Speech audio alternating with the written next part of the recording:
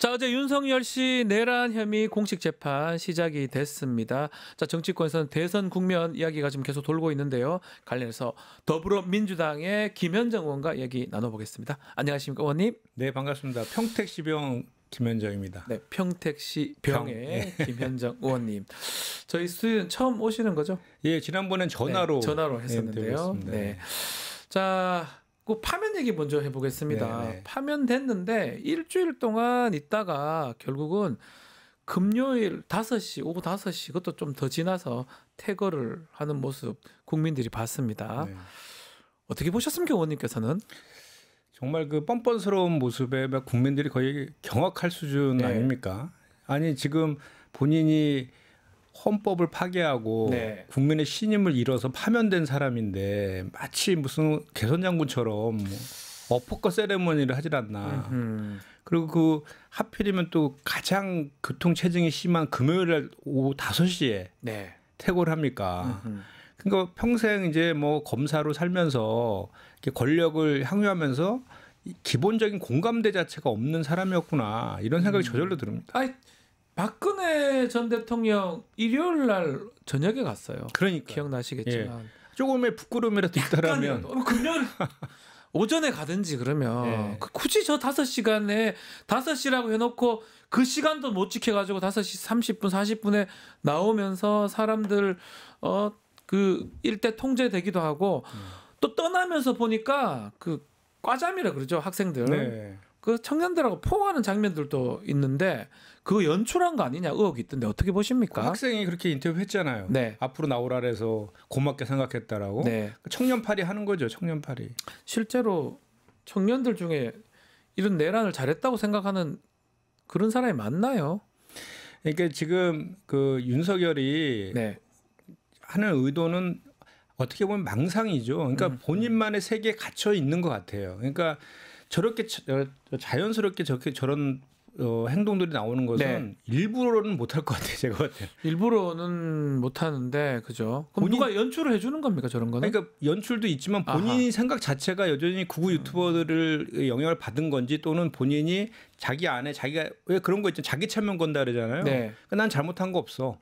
나는 그 경고성 계엄한 거야. 뭐 야당이 저기 그 민주당이 잘못한 거야. 뭐 전 정부 탓이야. 이런 식으로 계속 체면 걸면서 아하. 자기를 합리화시키는 거죠. 아하. 그래야지 본인이 이제 그 파면당한 걸 계속 부정하고 또 이제 그 국민의힘 극우 세력들을 선동하고 국민의힘에 뭐 이번에 대선에 출마한 사람들에게 영향력을 행사해가지고 본인의 정치력 그 영향력을 계속 유지하려고 아하. 그걸 통해서 혹시라도 재집권이 된다라고 하면 복권을 노리는 것 같고 재집권이 안 된다 하더라도 향후에 뭐 당권을 잡은 사람을 자기 편으로 만들어서 어쨌든 정치적으로 그 뭔가 재기를 도모하려고 하는 그냥 막연한 이런 것들이 있는 것이죠. 네, 그런 것들을 보고 밑에 어떤 사람들이 학교 잠바 입고 와서 학생인 것처럼 학생이겠죠. 학생이 많이 지지하는 것처럼 보여주는 것 같다고 하는데 지금 의원님 말씀하신 내용 그 윤석열이 사저에 도착하자마자 했던 말이 좀 충격적이에요. 다 이기고 돌아왔다. 예. 5년 하나 뭐 3년 하나 뭐 이런 발언을 했습니다. 예. 이것도 그런 맥락인 건가요, 그러면? 그렇죠. 윤석열 하고 있는 거죠. 지금. 예. 아니, 그리고 정말 동아일보조차도 기이한 정신 승리라고 할 정도로 지금 저게 아니 뭘 누구를 이겼다는 거죠, 대체. 뭘 이겼다는 거죠? 예. 그 5년 하나 3년 하나 그게 뭐 똑같다는 그 뜻인지 파면돼서 나온 거잖아요. 네. 탄핵 받아가지고. 근데 상관없다. 난 이기고 왔다. 이렇게 망상에 빠져 있는 것이다. 그러니까 본인은 건재하다라는 걸 계속해서 계속 보여주려고 하는 거죠. 네. 오버하면서. 결국 의원님 말씀은 사과나 반성 없이 지지자들한테만 던지는 메시지고 결국 앞으로 이제 미래적으로 봤을 때 마쿠에서 좀 메시지를 내면 정치를 할 수 있다. 사저 정치, 이른바 마쿠 사저 정치 이어갈 것이다. 이렇게 보시는 겁니까? 그렇죠. 뭐 실제로 다 우리가 전 국민이 같이 복도했잖아요. 7일 동안에 그 관제 틀어박혀가지고 한편으로는 그 내란과 관련된 각종 그 증거를 인멸한 것 같고 한편으로는 거기에서 그 대통령실에서 일하는 그 뭡니까 요리사들까지 다 쳐가지고 국민 혈세로 제일 먼저 부른 게 뭐 저기 그 권영세 그리고 권성동 저 지도부를 네. 부르고 전원 정치를 하는 거죠. 그리고 예. 나경원 뭐 부르고 그러니까 그 이철우 후보도 경북지사요. 예. 전환길 강사도 왔고. 그러니까 뭔가 그 메시지를 주는 것도 보면 그 다 그 기획하에 하는 것 같아요. 그러니까 지도부 불러가지고 지도부에 대한 영향력이 있다는 거를 운영중에 보여주고 나경원 불러서 출마를 권유했다라고 하잖아요. 네. 그리고 전환길 불러서 이제 구구들 선동하는 이런 것들을 하는 거고 또 그런 것들을 갔다 온 사람들이 자랑스럽게 또 얘기를 하잖아요. 그러니까 이 망상이 깨지려면 저는 국민의힘이 정신을 차려야 된다고 생각이 들거든요. 맞습니까? 정신 차리긴 틀린 것 같습니다. 제가 보니까. 정신 차린 게 아니라 정신줄 놓은 것 같아요. 정신줄 놓고 아니 지금 보면 그 극우에 뭐 보셨겠지만 어게인이 아니고 아기안으로 잘못 적어놨더라고요. 아기안 그 세력들하고 국민의힘 정치 세력이 그 사람들이 윤석열을 정신 못 차리게 더 망상에 빠뜨리는 게 아닌가 이런 생각도 들더라고요. 다 내란 공범들이잖아요. 아하. 내란 공범이다 보니까 서로 이제 사실은 지금 뭐 4강 4명을 이제 1차에서 이제 거르는 경선이 진행 중에 있는 건데 그 경선 과정에서 다 지지율들이 거의 뭐 엇비슷하다 보니까 한동훈이 빼고 나머지들은 전부 다 그 윤석열을 지지하는 일부 극우 세력들과 강성 지지자들의 표를 의식해서 그냥 윤석열 8위를 지금 하고 있는 그런 과정인 것 같고 또 이제 어제도 뭐 방송에 나갔더니 국민의힘 패널이 그런 얘기 하더라고요. 경선 전략이고 본선 나가면 바꿀 거래요. 중도 확장 전략으로. 그게 됩니까? 국민이 바보입니까? 오히려 중도 확장 전략을 바꾸면 강성 지지자들이 또 지지하려나요? 그게 됩니까? 그러니까 완전히 뭐 자기 모순에 빠져 있는 거죠. 지금 이제 관저에서 나왔는데 우리가 또 눈여겨봐야 될 게 결국 지금 그 관저 압수수색 가능한지 비아폰 서버 압수수색 가능한지 그 부분이 또 쟁점이 될 것 같습니다. 일단 뭐 아크로비스타는 당연히 이제 민간인 신분이기 때문에 얼마든지 가능한 거고 그 비아폰과 관련해 비아폰 서버와 관련된 것은 그게 뭐 그 군사와 그 직무와 관련된 것이어서 책임자의 승낙이 있어야만 가능하다. 김성훈이잖아요. 책임자가.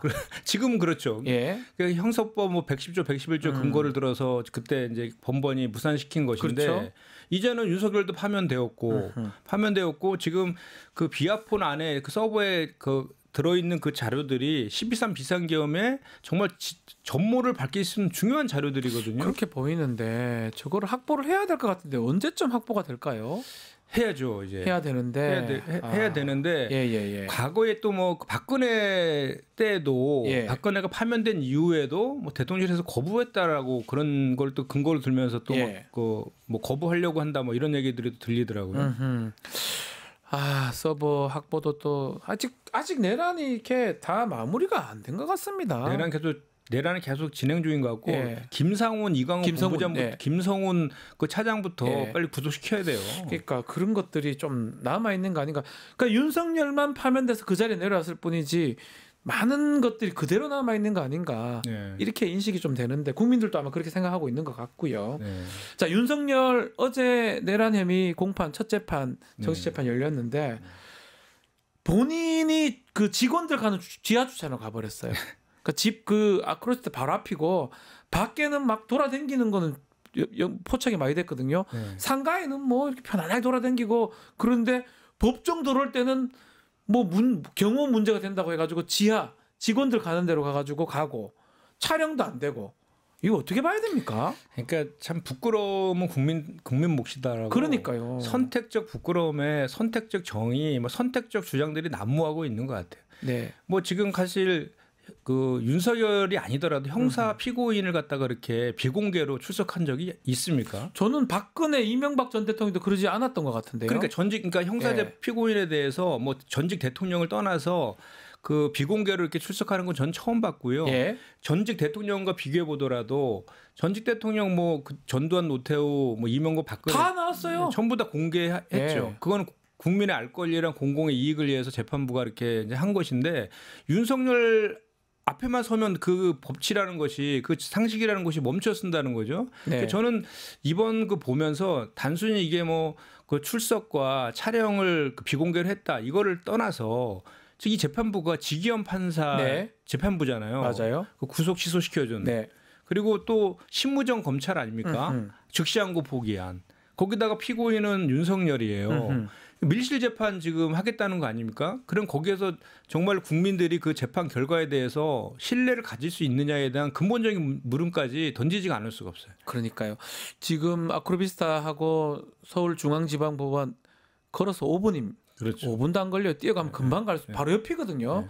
그거를 차를 타고 돌아가지고 경호 문제 얘기하는데 실제로 당일인가 전날인가 상가에 뺄뺄 돌아다니는 모습은 다 또 찍혔어요. 그러니까 이게 누가 납득을 합니까? 무슨 경호 같은 소리입니까? 아니 그 경호도 김성훈 차장 옆에 그 옆에 경호 차장이 그 왜 가 있습니까? 가디건 입고 주머니 손 놓고 있더라고 이렇게 말도 안 되는 행위를 계속 보여요. 국민들이 보면 이거 화가 납니다 이게. 그 법원에서 설명한 이유도 저 석연치가 않은 것이 네. 무슨 거기에 방호가 어렵고 뭐 지지자들이 몰려와서 뭐 이렇게 위험하다 뭐 이래서 했다는 거잖아요. 이재명 대표는 지금 매일 가고 있잖아요. 매주 2번, 3번씩 가고 있는데. 그러니까 질서 유지를 더 강화시키면 되고 그러니까요. 질서를 해치는 사람에서 엄단하는 문제로 해야 되는 거지. 그게 윤석열에게 특권을 줘야 되는 이유로 저는 얘기하는 것 자체가 이해가 안 되고. 근데 어제 마침 또 재판부 지기현 판사가 네.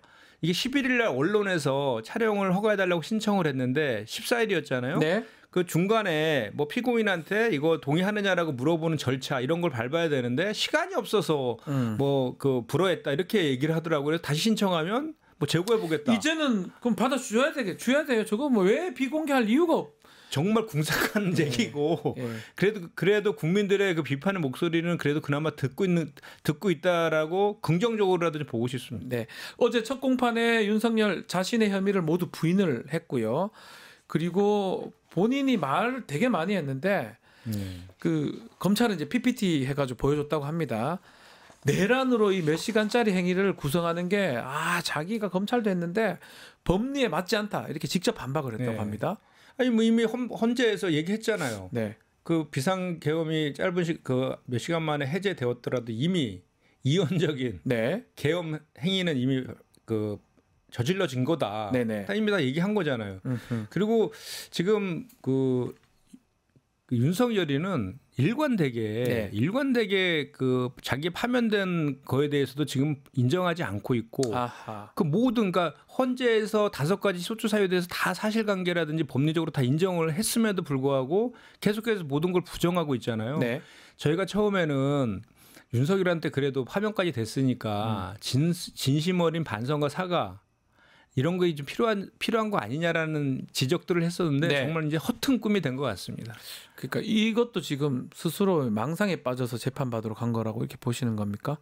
그렇죠. 그러니까 본인은 이 자기 부정을 계속 하고 있는 거죠. 자기 부정을. 이제 어제 또 증인 2명이 나와가지고 또 윤석열 얘기를 정면으로 반박하는 증언들을 다 해버렸거든요. 네. 사실은 재판이 계속 진행되면 진행될수록 유죄의 가능성이 더 커지고 사형이나 무기징역 될 가능성이 매우 높아질 건데 매우 높죠. 그리고 헌법재판소에서 정말 그 헌재 재판관들 우리나라에서 가장 그 연륜이라든지 뭐 실력이나 이런 것들이 가장 출중한 그 법관 출신들이잖아요.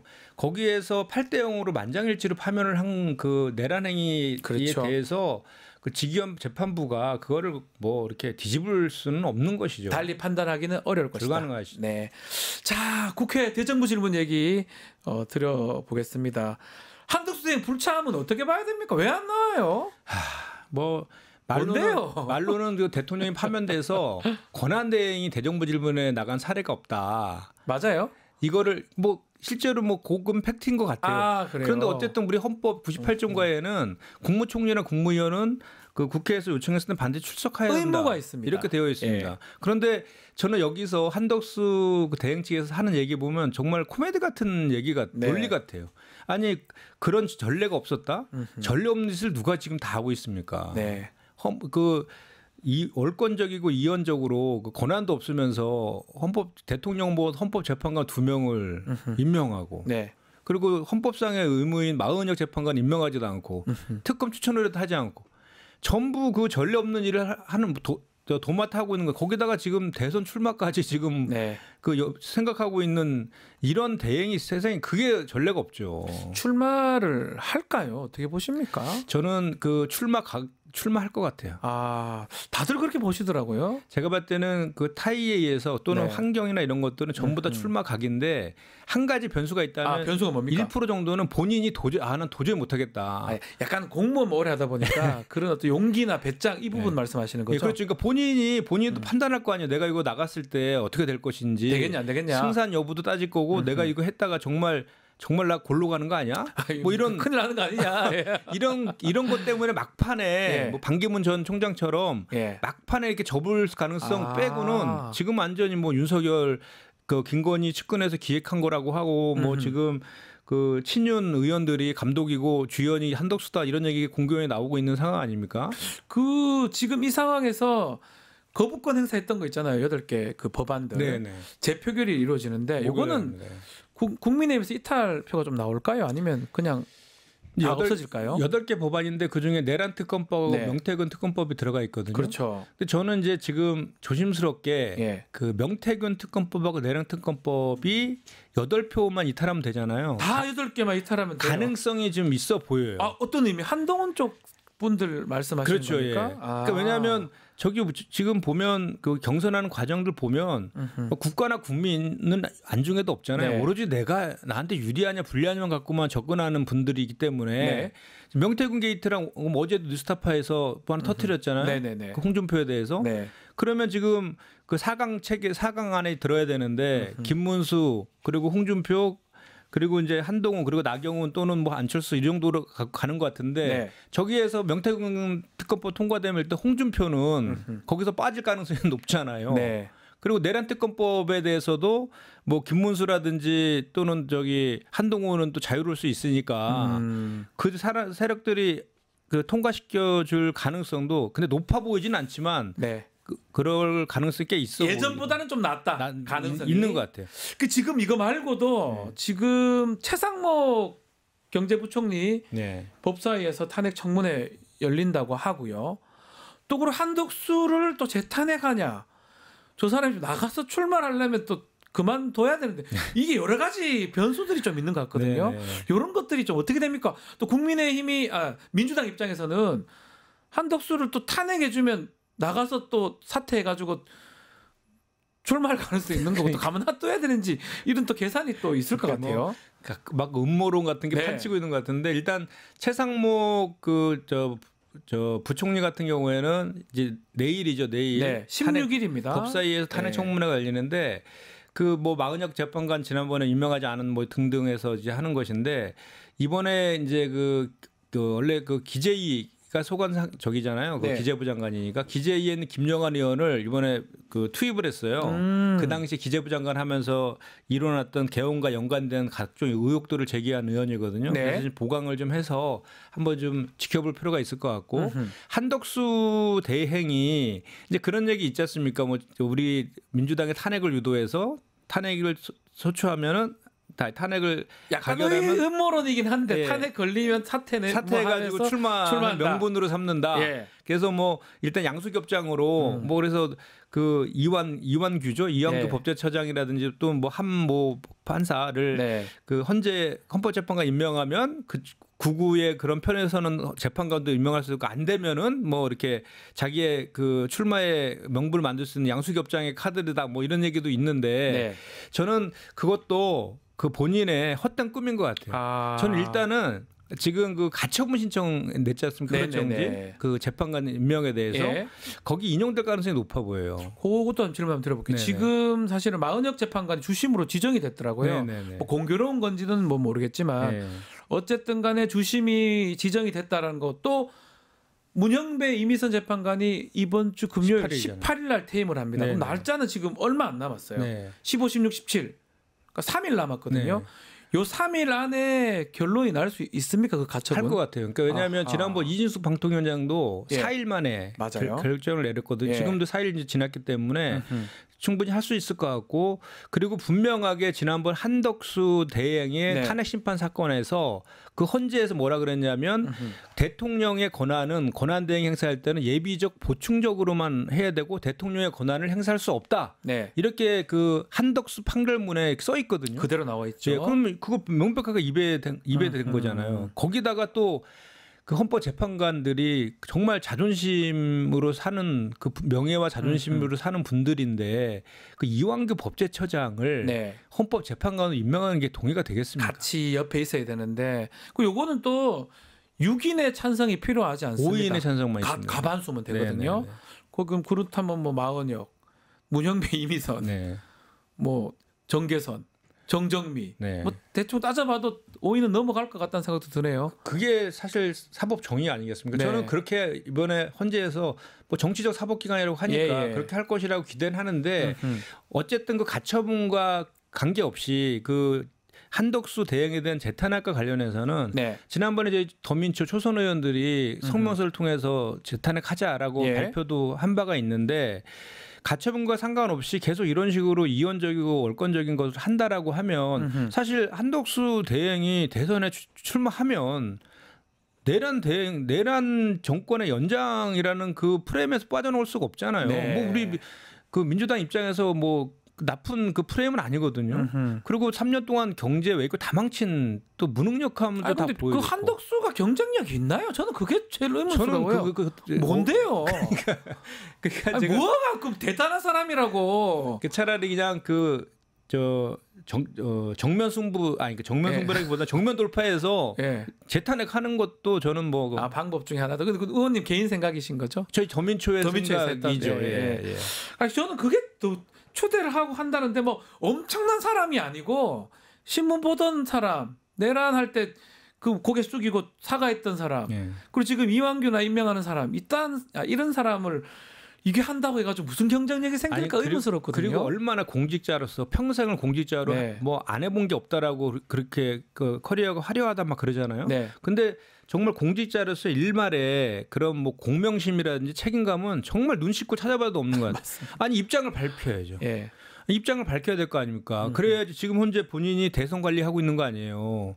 그러면 5월 3일 이전에 사퇴하고 무소속으로 뭐 내란 빅텐도 친다고 하면 이거 완전히 국정을 안정화시키기 위해서 자기가 지금 그 내란 대행을 하고 있다라고 하는데 다 거짓말이잖아요. 심판이잖아요. 자기가 선수로 뛰고 싶으면 빨리 정리하고 나가든지. 그러니까 심판이 선수로 뛰는 게 말이 됩니다. 그러니까 정말 그러니까 이해가 안 돼요. 못된 것만 배운 것 같아요. 윤석열한테. 이해가 안 됩니다.